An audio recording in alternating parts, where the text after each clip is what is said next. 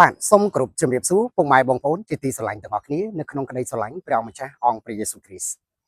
បាទនៅថ្ងៃនេះខ្ញុំទទួលបាននៅសំណួរថ្មីមួយហើយក្នុងសំណួរនោះ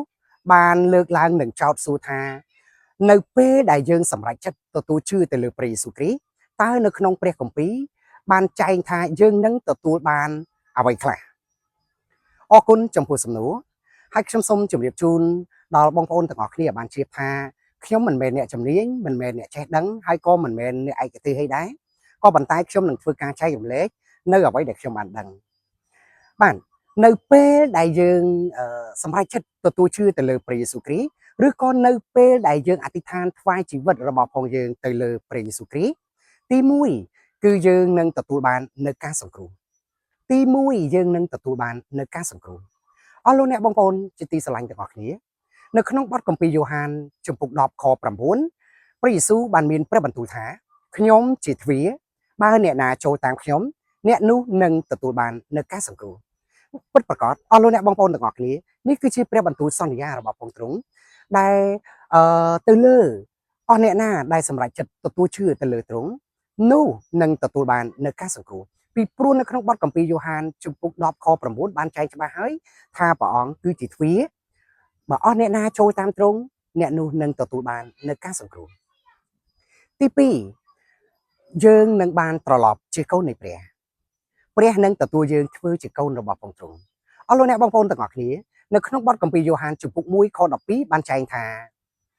ប៉ុន្តែអស់អ្នកណាដែលទទួលទ្រង់គឺអស់អ្នកដែលជឿដល់ព្រះនាមទ្រង់នោះទ្រង់នឹងប្រទានអំណាចឲ្យគេបានត្រឡប់ជាកូននៃព្រះទៅពេលដែលយើងសម្រេចចិត្តទទួលជឿលើព្រះអង្គនឹងឲ្យយើងបានត្រឡប់ជាកូននៃព្រះបានคล้ายជាកូននៃព្រះអញ្ចឹងអស់លោកអ្នកបងប្អូនទាំងអស់គ្នាបានស្ដាប់ហើយនៅក្នុងបទគម្ពីរយ៉ូហានជំពូក1ខ12បានចែងច្បាស់ហើយថាប៉ុន្តែអស់អ្នកណាដែលទទួលទ្រង់គឺអស់អ្នកដែលជឿដល់ព្រះនាមទ្រង់នោះទ្រង់នឹងប្រទានអំណាចឲ្យគេបានត្រឡប់ជាកូននៃព្រះនេះគឺជាព្រះបន្ទូលសន្យាព្រះអង្គសន្យាថាព្រះអង្គនឹងយកយើងនឹងទទួលយើងធ្វើជាកូនរបស់ព្រះទ្រង់នៅពេលដែលយើងសម្រេចចិត្តទទួលជឿលើទ្រង់